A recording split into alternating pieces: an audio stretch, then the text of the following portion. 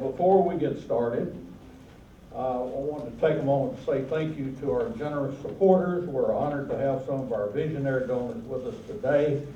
TPPF, as you know, is a 501c3 charity, and our work is only possible because of the thousands of Texans who support us. So thank you.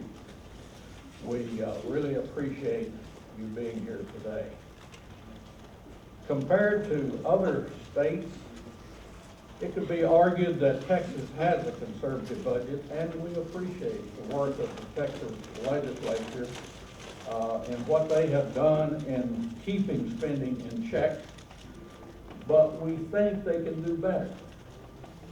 And some of you may have noticed, I believe it was on Tuesday, was the last day of voting for the general election. And then we got the results. Now, the results would indicate that we will have a more conservative Senate and a more conservative House than we've had in a while. Now, only time will tell if those observations are right. We hope they are, because it will make the issue of writing a conservative budget a little bit easier. Why don't we take a look at the budget over the last 10 years, from 2004 to 2004-05 to 14-15. As you can see, the spending is broken down, but general revenue, dedicated other funds, total state funds, and then federal funds. And when you can see on all funds, we have an increase of 62.7%. When you adjust it for population plus inflation, that change is 8.8%. And if we would have had, so what's the importance of that?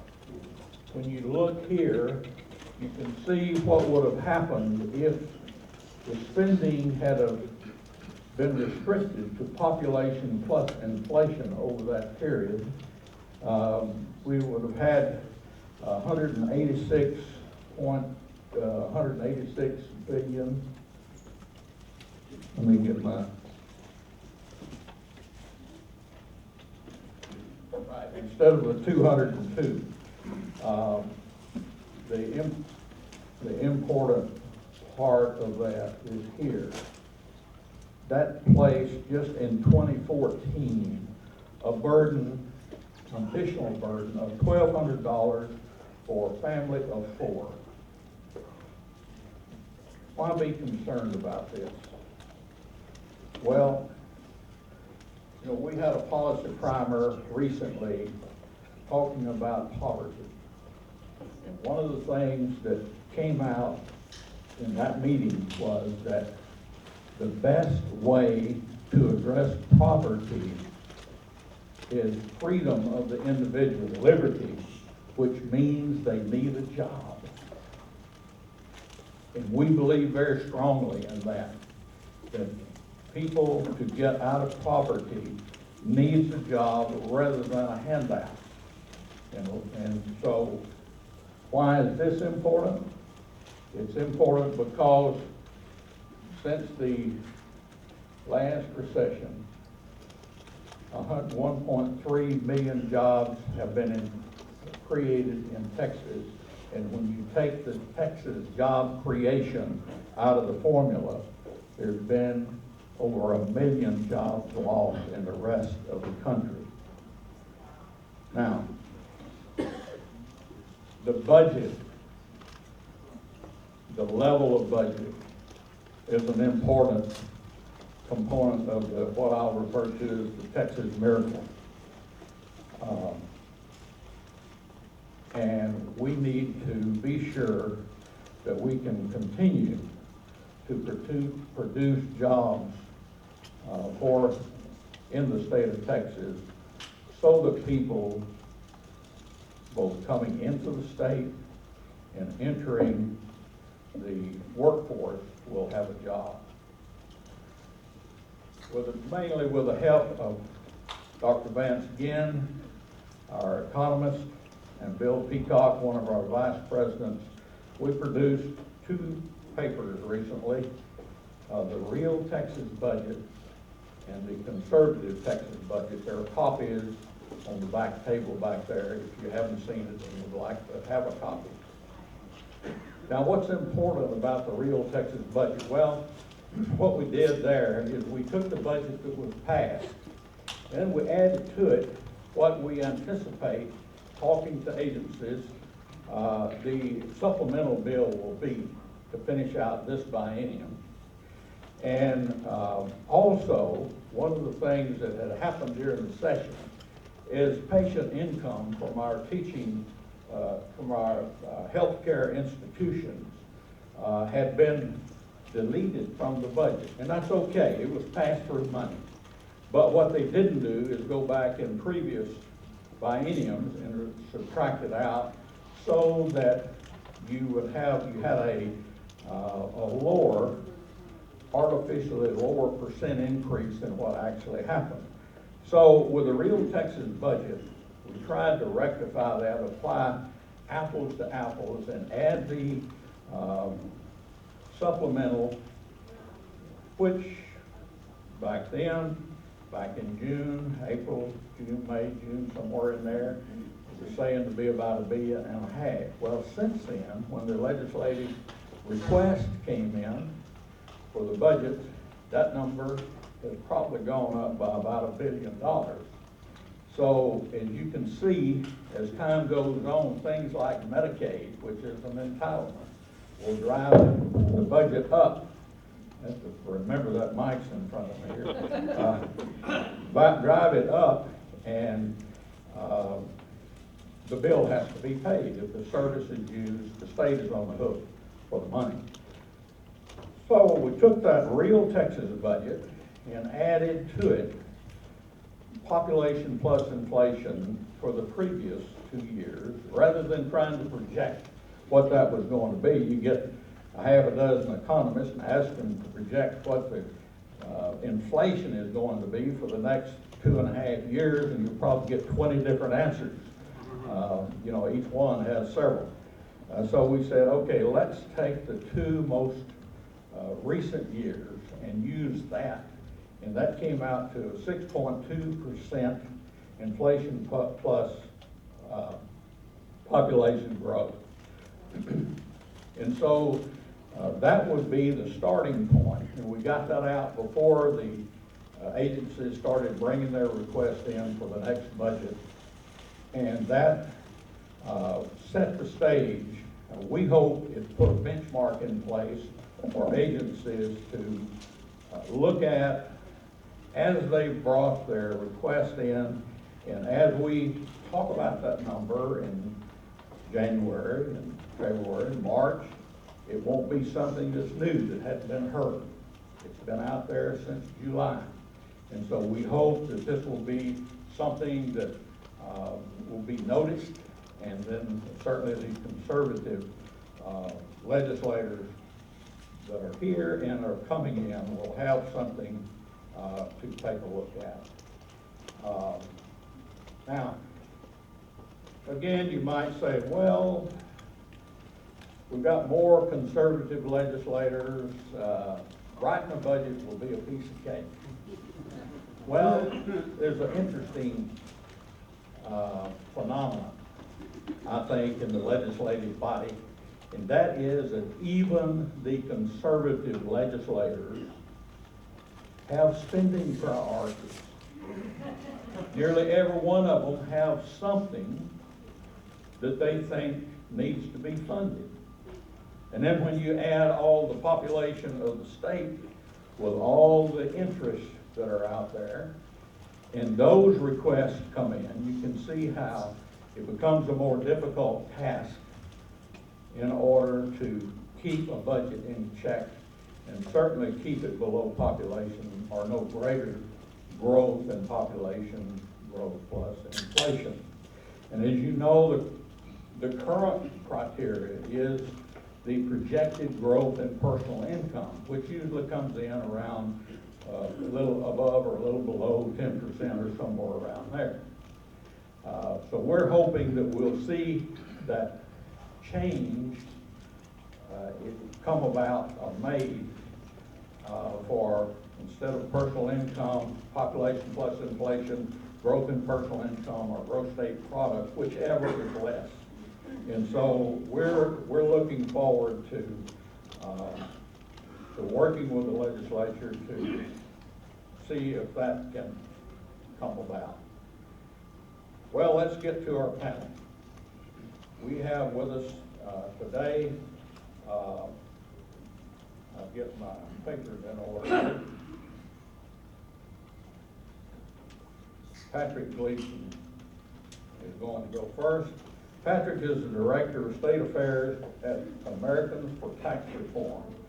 In addition to heading up ATR's State Government Affairs Department, Gleason serves as Senior Fellow at the Beacon Center of Tennessee.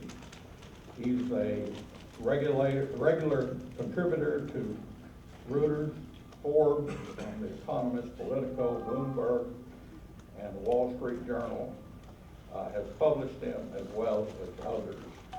And he will give us more of a global view of our economy and what we can hopefully benefit from by having a conservative budget in the state of Texas. Patrick? Well, thanks, Talmadge. Really appreciate it. It's a pleasure to be here today. You know, it's always good to be in Texas and good to get out of Washington, D.C. I'm sure you guys are probably wondering, it takes a lot of golf and someone from D.C. to come to people and talk to people in Texas about taxes and spending, given our own problems. But allow me to continue. I just want to give a little bit of background on Americans for Tax Reform, also known as ATR, just so you have a little perspective of where I'm coming from. So ATR was founded in 1985 by Grover Norquist, who is still our president, at the request of Ronald Reagan. And the purpose of ATR's founding was just to pass the 1986 Tax Reform Act, the biggest, most sweeping tax reform act ever in history of U.S., and it's needed again. But Grover decided to keep the party going and turned ATR into a permanent political and policy research and advocacy organization. So we're active at the federal level, and we're known a lot for that. We're also active in all 50 state capitals, or 57 if you're Barack Obama. And so I head up our state government affairs department. And I just want to say that I appreciate Texas Public Policy Foundation hosting this panel, and I just appreciate Texas Public Policy Foundation's existence, because I work with free market think tanks in all of the states and organizations, and there is no better and more effective organization staffed with sharper, more effective people. And I think the fact that Texas is in such a strong position from an economic and policy standpoint relative to other states, I think it's no coincidence that TPPF's impressive performance and Texas' relatively strong position, those two coinciding is no coincidence. So again, humbled to be here. What is the guy from DC going to doing? Tell me about Texas this time. What I want to do actually is preview some research that we have going on, and we're going to be putting out in the next 4 weeks or so, and how that relates to what's going on in Texas and what might be taken up during the 2015 session of the state legislature. So taxes and spending, they're opposite sides of the same coin. ATR is known for trying to kill tax increases. We also advocate and try to advance pro-growth tax reform, which, by the way, we are in the golden age of pro-growth, rate-reducing tax reform in the states. With what North Carolina has done in the last year, Kansas, Wisconsin, a host of other states, and more than a dozen looking to do similar rate-reducing, base-broadening tax reform in the next year. We've never seen anything like this. And as far as proactive, good tax reform advancing. So let me start with going into what happened in Europe in the 1960s. In the 1960s, most European countries instituted the value-added tax, known as the VAT. And it's basically a national sales tax. And what we saw there in Europe was the size of government in European countries that instituted a VAT was markedly greater following the imposition of the VAT. Not only did the size of government grow faster, the size of government was much bigger than it was prior to the imposition of this new massive national sales tax. So ATR had a theory, which was, does this same dynamic play out in U.S. states? So what we did is we looked at, there's 41 U.S. states with an income tax. Texas, fortunately, is not one. 41 states with an income tax. We went and looked back at, since the 1960s, because that was as far back as the data was available. Since the 1960s, in the 9 states that instituted an income tax in that time, what happened was the size of government and state spending. And what we found is the exact same thing that happened with European countries following the imposition of the VAT. So let me go through the numbers. 9 states since the 1960s instituted a state income tax. Connecticut was the most recent in 1992. Comparing the 10 years prior to the imposition of a state income tax to the 10 years after, the growth in size of government grew over 59% faster on average in the 10 years following. So basically, trajectory going that. And then looking at so that's growth in size of government. Let's just look at the average size of government. In the 10 years prior to imposition of a state income tax, the average size of government using state spending as a percentage of state GDP as a metric was just over 5% in the 10 years prior on average. In the 10 years after imposition of a state income tax, it was 7.3%. So what does this mean? What this means is when you have higher taxes and more categories of taxation, it begets larger government. So what does this mean for Texas? Well, it means one, don't ever institute a state income tax.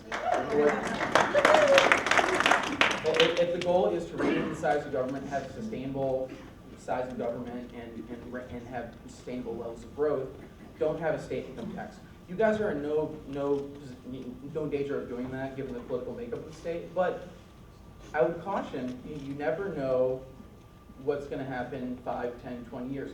Tennessee, for example, is another no income tax state. They just passed on Tuesday a constitutional amendment banning the state from ever having a state income tax, which is great. And a lot of people in Tennessee were saying, well, we don't need this. We can have a deep red state, huge Republican majorities. This will never happen. Well, they almost passed a state income tax in 2004. And again, you don't know what the makeup of the state legislature is going to look like 5, 10, 20 years down the road. So take advantage of the positive political makeup while you can. Put the safeguards in place. So one, don't ever do a state income tax. 2, Texas is the economic and tax business climate envy of the nation. But you guys have one major blight on your tax code, and that's your margin tax on business. And that needs to be addressed. And Texas Public Policy Foundation has been leading the fight on that, and that's going to be a huge issue during the 2015 session. ATR is going to be working on that. Is our #1 priority in the state is getting rid of that or beginning to phase that out. But what I would say is another reason why, aside from the fact that it's economically disadvantageous to have a margin tax, is if your goal is to rein in the size of government and have a sustainable size of government, you want to get rid of the margin tax. Because picture the taxpayer writ large as the patient in a hospital bed, and various needles going to IV are the various categories of taxation, property, sales, etc. The more needles you have in the patient, the more blood that can be, the more taxpayer revenue can be drawn, the larger government can get. So one, margin tax needs to be rid of for its own right because it's economically harmful to the state. But 2, getting rid of that will allow Texas to rein in the size of government and put it on a sustainable path. And Texas Public Policy Foundation has done just Lord's work on showing just actually how high spending is, putting truth in advertising, and really showing that, Texas, even though it's doing much better than other states, does have a spending problem. So, so that's the research we saw, and I think it's meaningful. I think there's some lessons to be learned for Texas, and we hope that drawing from this, it'll help provide some firepower as to why you guys should get rid of the margin tax in 2015. And then I'll end on a good note. Yeah, DC's a mess. But, it's actually pretty impressive what's happened. since Republicans took control of the US House in 2010, federal spending, discretionary, is actually flat, relatively flat, and that's never happened in 100 years. So yes, there's a lot of work to be done at the federal level, just as there is at the state level here, but it's amazing with control of just one chamber, of one of the three branches of government, that they've been able to hold the line on spending. And I'm excited to see what's going to happen now that they also have the U.S. Senate, and there's a lot of opportunity. But I think there's a ton of opportunity here, and as Texas goes, so goes the nation. And by getting rid of the margin tax next year, beginning to phase it out, right-sizing Texas government, you can show people that yes, Texas is stronger and in a better position than everyone else. But guess what? We're not resting on our laurels, and we're stepping on the accelerator. So, because other states, I work in a lot of state capitals, and your guys' nose must be itching because all other state lawmakers talk about is Texas. So it would be nice to let them know that yes, Texas is in a much better place than you, and guess what? They're not done. They're stepping on the accelerator. So you guys better get your butts in gear. And those are just some interesting stuff. That research on state income taxes and what happened before and after the imposition, we're going to be putting that out in the next 4 weeks. I'll be sharing that with TPPF. You go to atr.org is our website, and we'll be putting that out, so I'll be sure to share that. And it's an honor to be here, and thank you, Talmadge, and thanks, TPPF, and just thank you, Texas.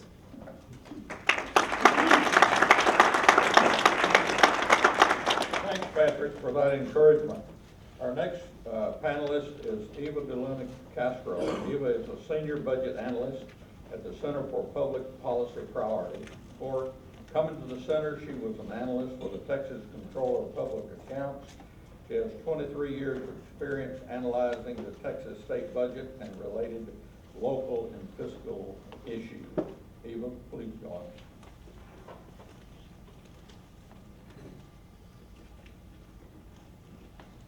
Thank you all for having me. It's a pleasure to be here. I don't know if any of you have ever heard me talk. They kept asking me, are you going to have a PowerPoint? Please get us your PowerPoint. I almost always speak in charts is the thing. I'm a budget analyst, chart, trend lines, pie charts, all of that. That's what I do.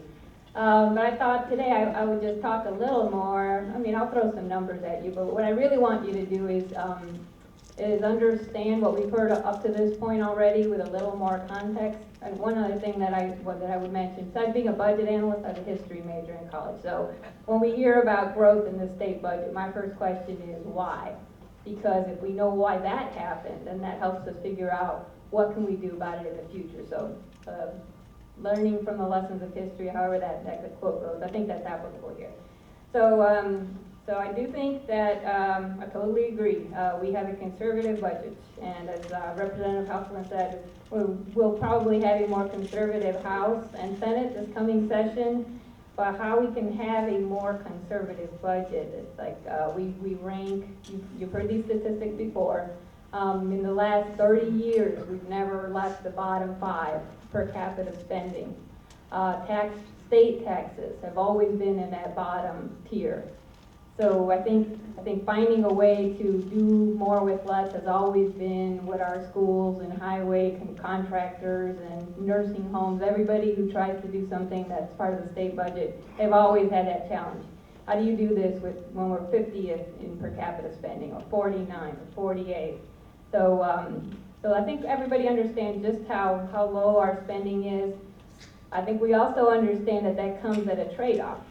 Our property taxes. I mean, we heard about the margins tax, but property taxes is actually the single largest way that we pay for public services in Texas. And of course, we don't have state property taxes, we have local property taxes. We pay for schools and city and county services, community colleges, hospital districts, what have you. Property taxes are the single largest bill that whether you're a homeowner or a renter or a business, that's probably going to be your biggest tax. The property tax bill in Texas has been about 15 to 20% above the U.S. average for the past 30 years. So that's that trade-off. Low state budget means locally is how we pay for most of our services. So what interested me in looking at this analysis by the Public Policy Foundation, it's there. You can see that big jump in spending that makes a family today, four people in a family, be paying about $1,200 more through the state budget for services. What you don't see, because we skip over 2006, 2007, 2008, is when that change occurred. So the budget 10 years ago did not have something called the Property Tax Relief Fund in it. In 2006, our legislature tried to enact what at the time was called historic tax relief. $14 billion more every 2 years going to schools so that property tax rates could be lowered from $1.50 to $1 per $100 of property value. Some of those of you who are homeowners at the time may have noticed 2007 might have had a slight reduction in your school taxes. 2008 and 9 was when it was fully implemented. So $7 billion a year, the state is going to put that in, raise its share of the foundation school program, the basic way that money goes to schools, almost to 50%. So the state got almost halfway to taking care of the way that we pay for public schools.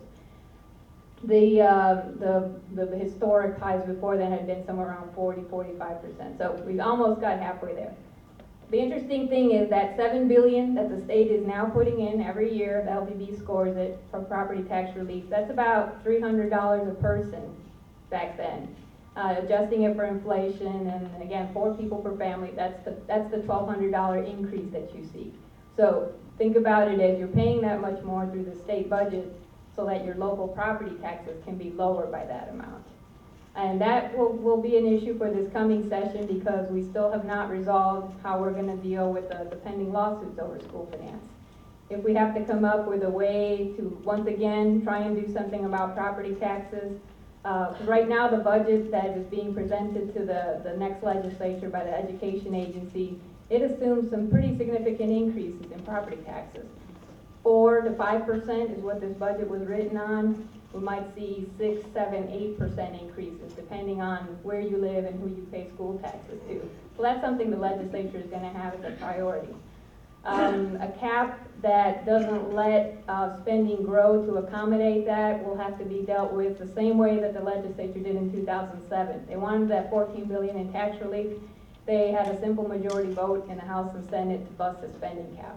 So I think a spending cap that's adopted is a good guideline, but then recognizing that you may have to go beyond that to fund other priorities is also a necessary part of the discussion. One other thing that I think is interesting, if you look back over the budget, again, it has grown 6% a year, every year since 2003, 2004. But it might surprise you to hear what in the budget has grown faster than that. And I'll give you 3 choices. You think it's highway spending, Medicaid, or schools? Highway spending is the only thing that has grown faster than overall state spending in that time period. And that's a combination of borrowing money to pay for roads, federal highway dollars, state highway funds. We're going to have more increases in the next few years, partly because the voters just approved more money going into the highway fund. But what's happening is highway funding, it's doubled since 2003, $5.5 billion to $11 billion. That's no adjusting for population or inflation. But that higher average annual growth rate is in transportation. I'm not telling you we're building twice as much in highway projects as we are, because listen to any Senate Finance hearing, House hearing on highways, you'll hear about something called the Highway Construction Cost Index. What that means is you have to buy things like asphalt, concrete, rebar, steel, the things that you build a highway with. Those aren't in a household budget. Those are something the government pays for, and it's trying to buy them on an international market. So that can be, again, listen to a Senate Finance hearing, 5 to 8% every year. Those costs go up. So we pay a highway contractor to do this, and they have to deal with these costs. There's no getting around it. So I guess an interesting question to ask is, if this cap is in place, does it apply to every single thing within the budget?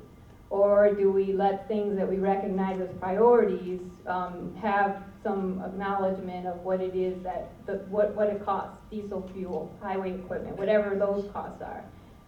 We do like to compare household spending and government spending, but it's just a fact that Government buys different things. 30% of the Texas budget is healthcare. That means health insurance premiums. Transportation is 10% of the budget. Aid to schools. So I think all of these things need to be taken into consideration when we say what is an appropriate growth item.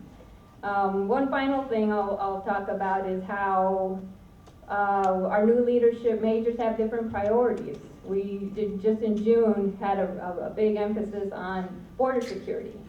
And the next 2 years, to keep that going, the Department of Public Safety is asking for about $100 million in general revenue to keep those people at the border and other ports of entry. Another $200 million, ironically, from the State Highway Fund, because that's how we fund DPS. So do we want to keep that going? Do we want to use highway dollars to do that? Because that's how DPS is funded. Do we want to refinance our state trooper salaries and the Department of Motor Vehicles so that we actually can direct more dollars to highways? Again, all of that takes money that's not in the budget right now, or reallocation. And in some cases, that might mean much higher growth rates for certain parts of the budget. We did not have a lot of spending on border security.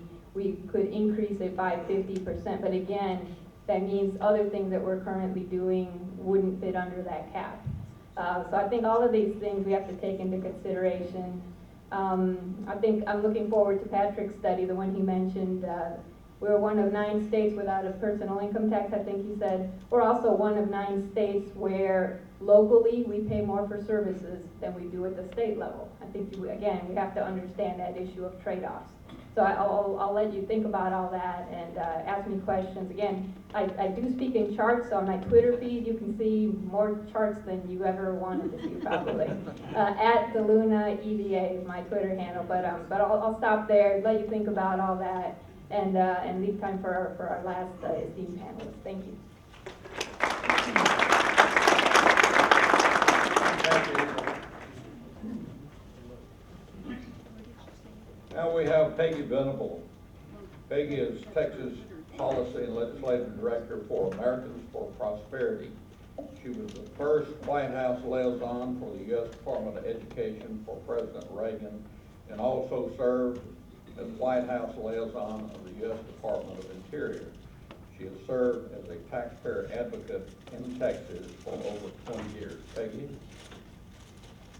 Over 20 years, oh, it's longer than that, thank you for that. Appreciate you cutting that short. I'm trying to act a little younger, there you go. I'm really excited and enthusiastic about being here today. Thank you so much for including me, and I'm eager for this discussion to begin. By the way, if you're tweeting, I'm at @pvenable, and I appreciate being tweeted. I have lots of slides, and somebody commented on that, but I will try to be the Formula One of PowerPoint today. I will try to speed right through this because I learn visually, and I love pictures. Let's see. You know, after this week's election, I think that it really reminds us, not only is Texas a conservative state, but as people have mentioned before me, the nation is moving to look more like Texas. And I think that's great news for the nation. And it really reminds us that we in Texas need to make sure that we stay ahead of the game. And I think a big part of it certainly is, first we need to maintain our competitive edge, but secondly we need to realize it's going to be harder to restrain spending when we have a revenue surplus. Those of us that are conservatives love to see a shortfall only because it means that we're definitely going to be cutting spending by virtue of that, not the reason for it necessarily. And Patrick is so right. As Texas goes, so goes the nation. We are the top state in job creation, and we don't want to argue with success. We really provide more opportunity for Americans to enjoy the American dream than any other state does. We really sometimes take for granted how well we're doing here in Texas. But let's remember, as Patrick also mentioned, that on Tuesday, the rest of the state legislatures started looking more like us. The Republican control went from 27 to 29. Democrat-controlled legislatures went from 18 to 11, with 7 being split, and last I saw 2 were still undecided. But I have to say, voters very generally don't pay a lot of attention to how much the state is spending. they do pay attention to how much they're being taxed. But we often focus on the federal government and kind of look at how bad the federal government has been doing. And I think we all know that. I don't expect anyone to read this. Just know the big circle is spending and the little circle is revenue coming in. And how long can that continue? Not very long. We don't want that going on in Texas. And, you know, we can't really have anybody from Washington, D.C. here without doing some bragging here in Texas. And, you know, full well, we Texans love to brag. And we do lead the nation on a lot of things. And while the national economic recovery is pretty anemic, we in Texas do have a lot to brag about. But by virtue of that, we have a lot at stake, and that's why we really have to maintain that competitive edge. And TPPF has some great policy primers. I love the one on poverty, but there was one that they had where they had Richard Fisher from the Fed come, and some of his charts were just so astounding that I wanted to share those in case any of you missed that policy primer. And I'm not going to ask you to really read much about those, except that Texas is always at the top. This is employment since 1990. Texas at the top, Florida green, and the U.S., the black line. That is the U.S. minus Texas. And here's the most fascinating chart in that if you look at the third bar over, that's really the problem. This is the U.S. minus Texas is red and Texas blue. And that represents the middle income and higher income job growth. So Texas is doing well in job growth in all areas, with the lower income being on the left and the higher income being the right. Texas is doing a great job. And most people in Texas don't even know that we're the top state for exporting. That has been consistent for a number of years. Texas being the blue and the U.S. the red minus Texas. And then Texas housing prices. I know we're talking about property taxes, but folks, you and I both know that as our appraisals go up, as our home values increase, we end up paying more in taxes, don't we? And we have some limits on that, but we need to strengthen that limit to go from the 8% down to at least 5%. But the fact is, whereas the red line is the national housing market, and you see that crash, Texas has pretty consistently been steady or increased in maintaining our housing values, have been maintained or even increased. And here's a shocker, and I know people on Twitter love to tweet me, and I love to be able to have responses.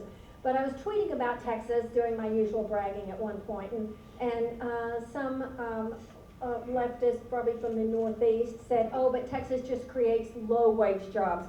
Not so, and not oil and gas. We pointed out the low wage earlier, but look at this. I think the sixth line over is oil and gas. Everything to the left of that, we have created more jobs in those sectors: trade, transportation, utilities, leisure, and hospitality, professional business services, you name it.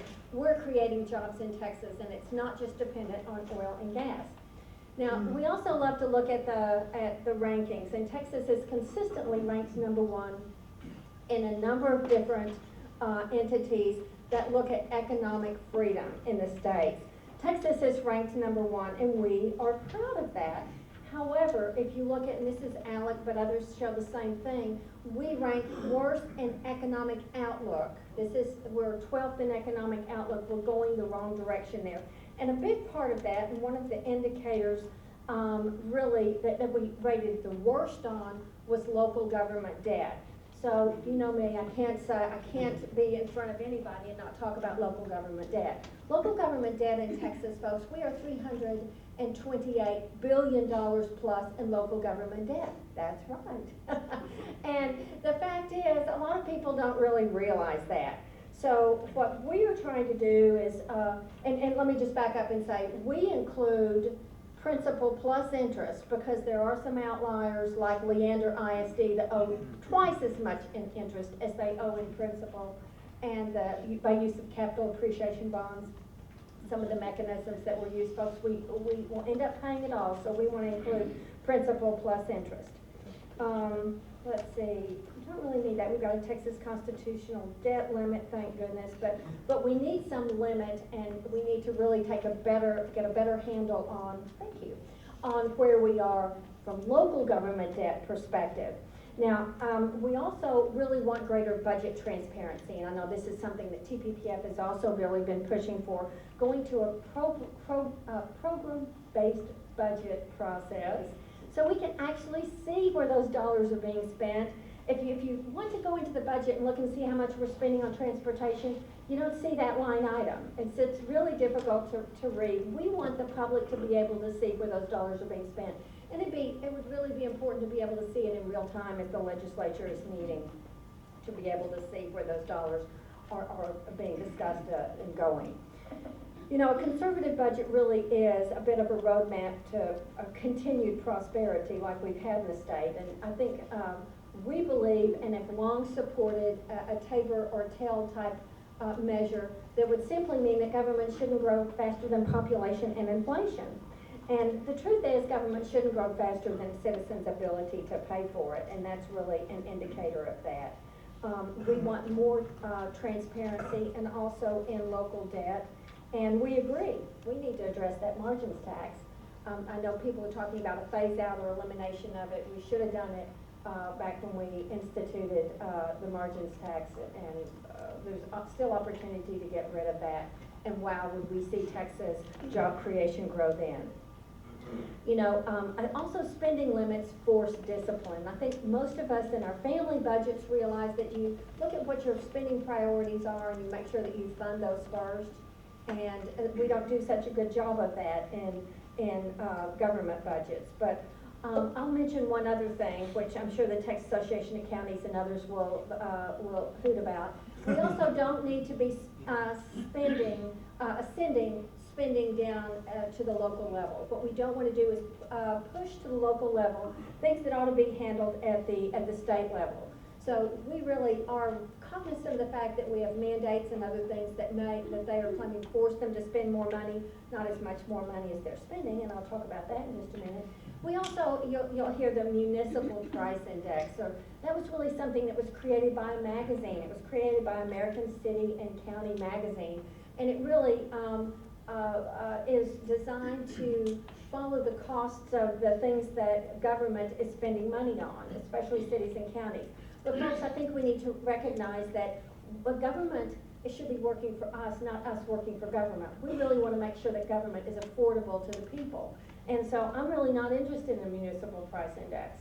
I think that we ought to be focused on the taxpayer and not on what government, how government wants to be growing. Now, I also think that local governments blame the legislature for their debt, and some of it may be true. But let me also go back to 2006 when that 1/3 property tax was, school property tax was granted. Please raise your hand if you realized a savings on that property tax after that first year that it was fully implemented. Do I see anyone raising here? Someone said they actually, 2 people actually saw a savings after that first year. Wow. Well, most people didn't. And it's because local governments simply grew by virtue of it. They grew even disingenuously saying, oh, but you can pass this bond initiative and it won't even raise your taxes. Not saying that your taxes will be lower if you don't pass it. But anyway, I think we need to also just kind of take a look at this. Now that was from a different time period, those figures that I had in that previous slide. But this is from 2000 to 2009, right off the comptroller's website. The lowest number being population and inflation increase.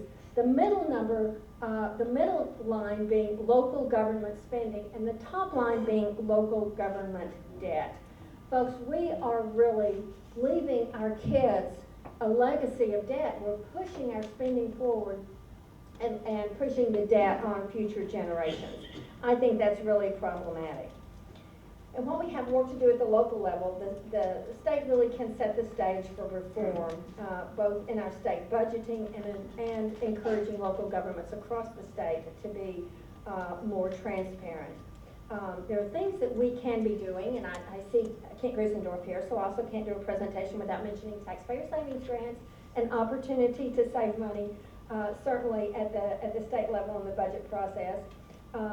I also want to thank TPPF for calculating this benchmark, and I think it is important for the legislature to go into session knowing what the benchmark is.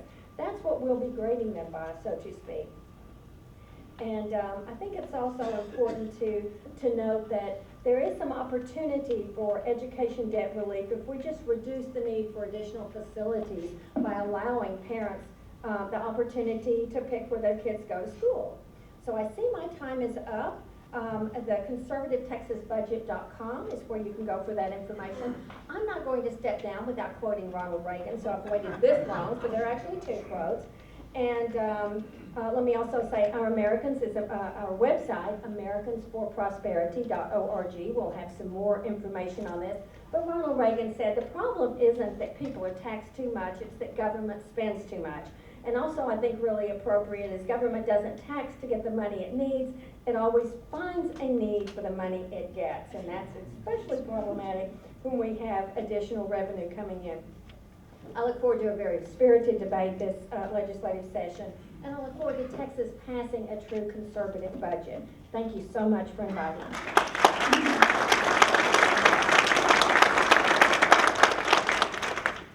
Thank you, Peggy, and the panelists.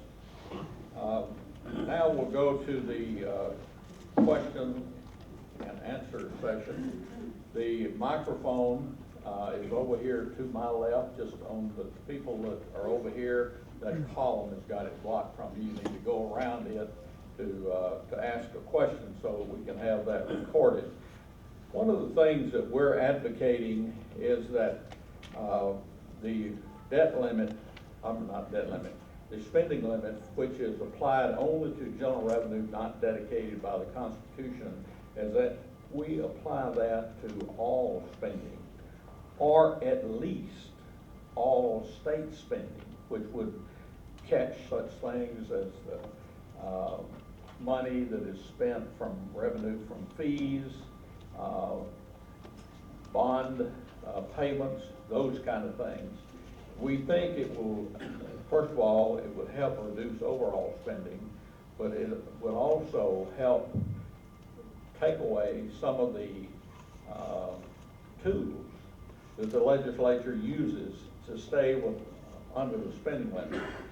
And that didn't just start recently. That's been going on for years and years. So we're not blaming the current legislators or the ones since 2004. That's been going on decade after decade. I believe we have a question here. Yes, hi, I'm Mike McCluskey from Williamson County. First, I want to say, Peggy, I really appreciate, I live in Leander ISD, and I appreciate you shining light on the issue of capital appreciation bonds, because that is a serious problem that is, there are members of our board of trustees that strongly advocate that, and there are folks that think that's a real concern. But my question today is, there was discussion during the campaign about moving at least a portion of the revenue from property tax to a consumption-based tax. I want to see your feelings about how feasible you think that is. I know there's a lot of pushback from local governments about that, and wanted to kind of just hear a discussion from the panel about if that's feasible. Sure. Who would like to address that? I'll take that first. You know, I definitely want to see property taxes lowered. Having said that, a total elimination I see as problematic because we do have so much local government debt. Frankly, I am not only under ISD, and I don't want to be paying off your debt. I don't want to be paying off for that either. I just spoke Wednesday to some parents there, and frankly, some of them are shocked. They don't realize what the school board has actually done. And trust me, some of the school board members tried to discourage me from being there, or them from inviting me. But I do think we definitely need to get a handle on property taxes. I'd love to say we could eliminate them, because I'd love nothing better than to say we actually own our homes. The government can't take it away from us if we fail to pay our property taxes. Having said that, then how do we pay off that debt?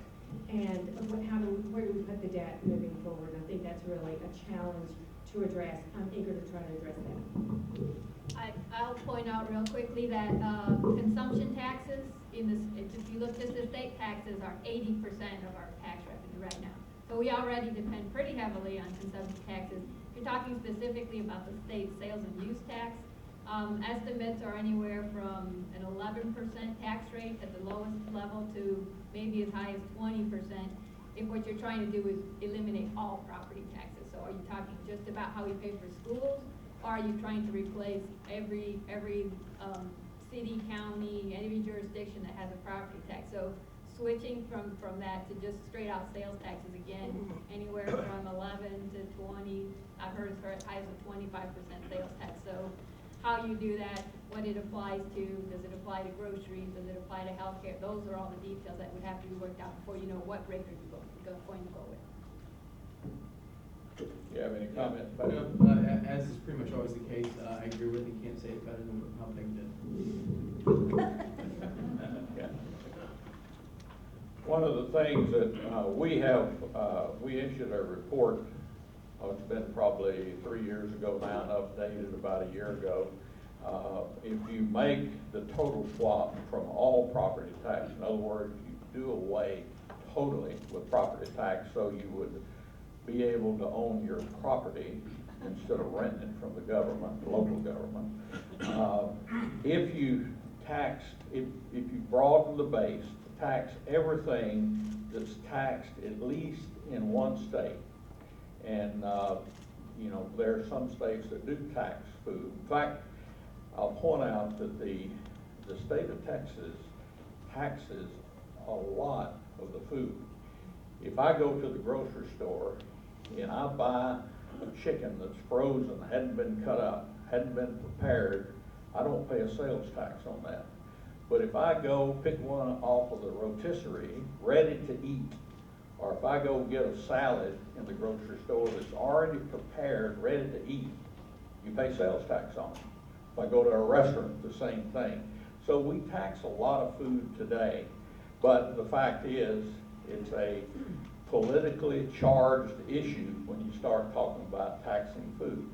So one of the things that we need to look at carefully is if, or when, I like to say, we get to the point of totally eliminating the property tax, we need to look carefully and broaden the base as much as possible. And if you broaden it to an item that's taxed, to all items that's taxed in at least one state, the tax rate could be at around 11 cents or somewhere in that category. So, other questions? I have a question for the panel, and that is, it relates to state spending, in that everything government does, if something is going to happen, it has to be funded. You can have all the laws in the world, but if you don't fund them, nothing usually happens. What do you see is the role of state government in the economic climate of the state? Start with me? Whoever wants to go first. I will take that one on. I think we'll have a lot of discussion regarding that this session, especially since it looks like General Abbott doesn't agree with some of the funds that have been set up to try to attract businesses to Texas. And truthfully, I believe that a strong economy, educated workforce, relatively low taxes, the tort reform that we've passed in Texas should be enough to attract businesses to Texas. And I frankly don't think that we ought to be participating in this bidding war that takes place between the states to try to get businesses to come here. If they don't come here, shame on them, because they'd be wise to come here, given our tax climate.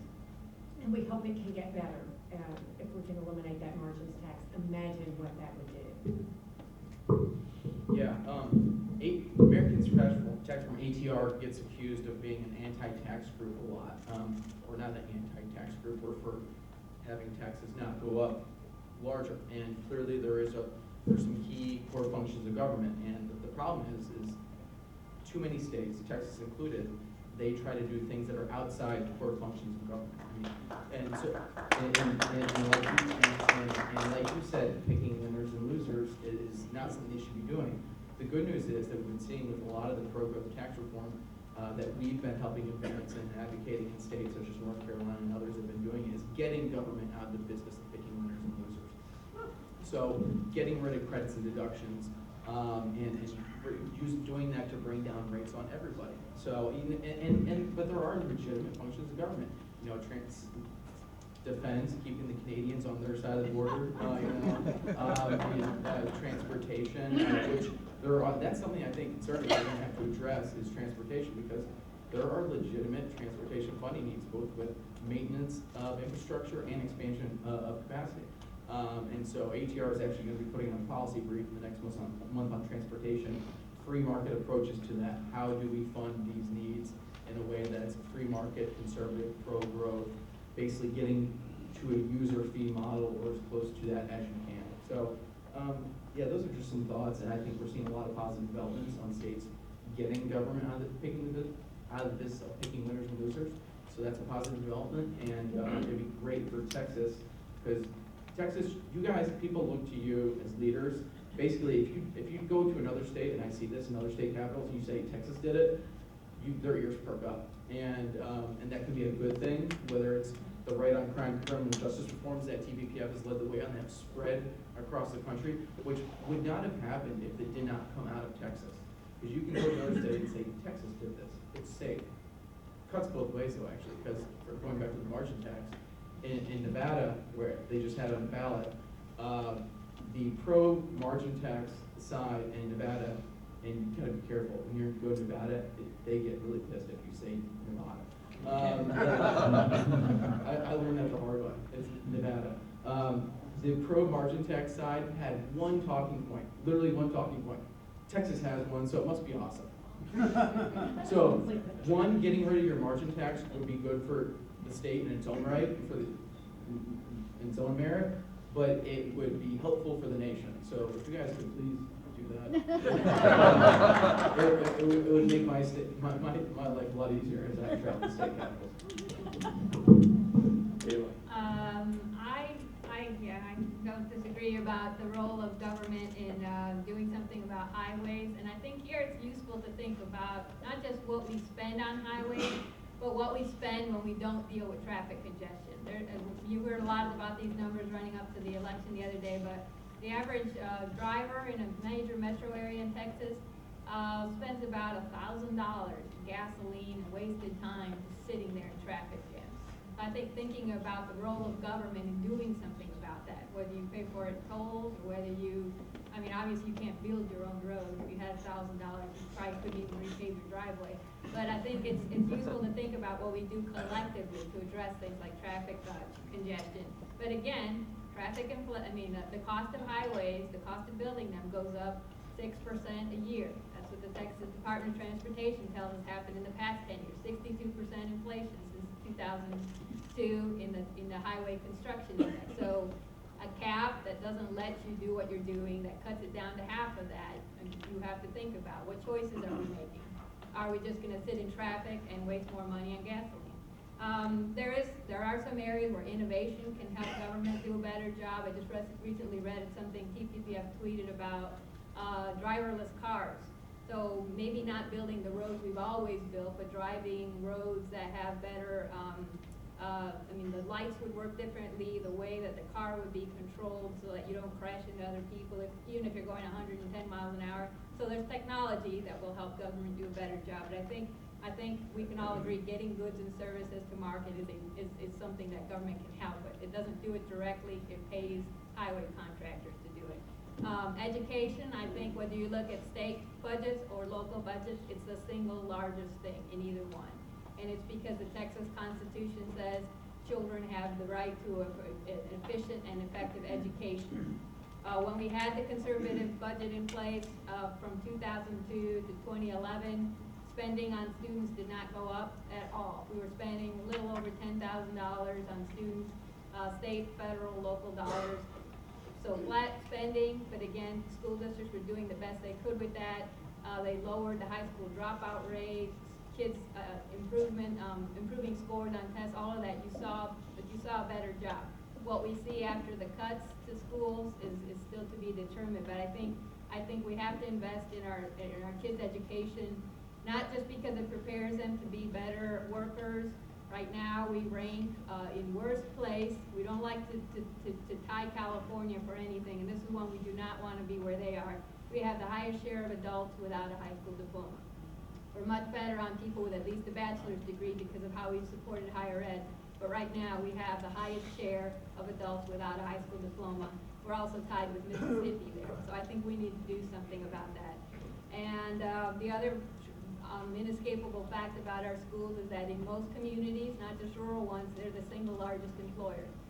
Teachers, school bus drivers, cafeteria workers, when they have a job, we saw those numbers about job creation. One area we have not created jobs in Texas for 3 school years in a row is in schools. We have 225,000 more students. We do not have more teachers. We do not have more administrators. We do not have more of those other kinds of staff. So what that means is overcrowded classrooms. So I think we need to make sure that kids are prepared to be productive members of society, and we have to do something about how we pay for schools. Again, the trade-off is, do we do it through the state budget, or do we do it through local property taxes? We have another question? I'm curious, for the next 2 years, are we gonna have significant increases in the Medicaid cost over what we've been having? Because I know there's been a big expansion in that. Yeah, the enrollment increases that we're seeing in Medicaid are basically kids who are already eligible. The legislature didn't do anything to change eligibility. Kids who are already eligible, their parents were worrying that they would get in trouble if they weren't insured with the new Affordable Care Act requirements. So a lot of kids have been enrolled. I think I saw something about a 24% increase in enrollment. In the next 2 years, that's not expected to continue as much. Other programs, the enrollment has dropped. CHIP, for example, more kids are moving into Medicaid. So the main increase in our Medicaid cost is hospitals, doctors, dentists, what we pay providers. So there's how many people are on Medicaid, and then what do we pay the providers. And that'll be something for the legislature to decide. But in the past, they have funded the enrollment growth. They have not funded most of the healthcare inflation. That's why the legislature that meets in January will have to deal with that supplemental. About $1 billion in general revenue, 1.6 billion in federal dollars was left out. And to see, maybe we won't have inflation, maybe we'll be able to deal with what's already been appropriated. But right now, it's looking like they'll need that much more money just because of enrollment costs and some healthcare inflation. Again, hospitals, mental health therapists, all of that. Thank you. Talmadge, can I go back and address education spending? And Sure. I knew if I left one of my favorite slides out, I would be sorry. I am sorry. At least I've got it here. The Comptroller's Office said over a 10-year period from 1999 to 2009, education spending grew 5 times faster than student enrollment.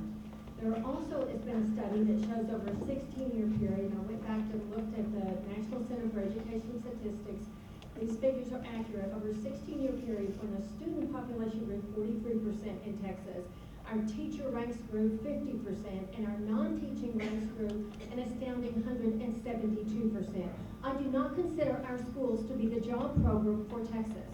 And I believe that that's exactly what we are doing right now. So I'll be glad to provide anyone with those statistics who is interested. Clearly, it is an unsustainable growth level that we had to curtail. Other questions? If any other panelists want to address the education issue that Peggy numbers throughout, you're welcome to. And I do have something I'd like to add. Do I? could you go to the mic, please, Doris? Okay. I'm Brenda Fosh, and I live in Cedar Park, which is part of LISD, Right. and we went to a meeting last night with the school board to look at all the growth and everything, and we know they're going to be coming back at us for a bond at some point, because we're out of money, we spent all the money, and we can't go anymore. One of the problems, and I think Ms. Hester, you mentioned something about what the Constitution says, that we're, and I don't remember the exact wording, but effective, Efficient. Okay, and I think one of the biggest disparities is in our, we can't agree on what that means in terms of what we teach, what we build, and in my neighborhood, I bought a house right behind the school, the new school, and to me, it had some of the most astounding things in it. And last night I sat in a meeting with a guy, and he said, this school's just terrible, we gotta get more money to get it upgraded, it's just awful. And it's 5 years old, it has a media performing center and football fields, and, you know, to me, I mean, I'm for my kid to go to Sunday school, it was free. So I don't know as a state, if we can lower the expectation level a bit, so that we can afford what we can actually teach kids something that we're gonna prepare to go on good job. My kid got out of school, couldn't get out of balance to check. That's my fault. But the school, he got out of school without doing that. So, I'm emotional about this, I'm sorry, but, if we could somehow as a, legislature, or how do you address expectations of this? I mean, people think states think they should have everything on a platter. They don't have to work for it to get, there's a certain level of basic education we ought to provide, and beyond that, somebody else needs to pay their kids to go to a special school. But us taxpayers that are at lower mid level, we can't afford these things. So, Can I start to address that? Pardon? I'd like to Yeah, start to sure. address that. I think, certainly there in Leander, you even, passed a bond initiative in 2007 to build a school that was built, but you couldn't afford to staff it or maintain it, so it stayed empty for 2 years. You talk about inefficiency, you bet. Inefficiency is going to exist almost in any monopoly. And here we have that school districts are monopolies today.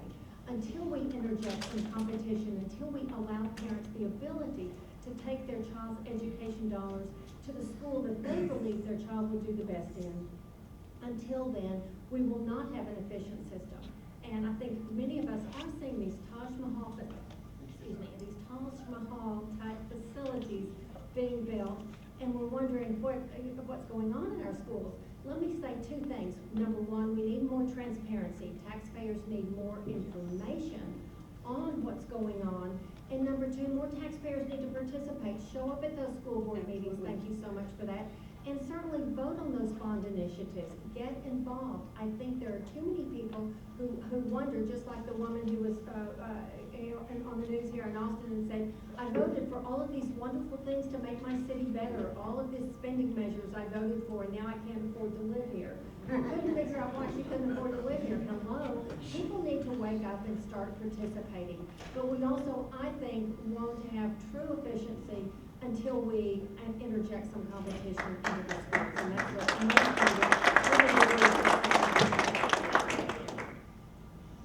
Anybody else want to address? I think I'll just comment briefly on how much we do leave to local control, whether it's bonds for new streets or water or wastewater. Again, that's where we have most decisions being made.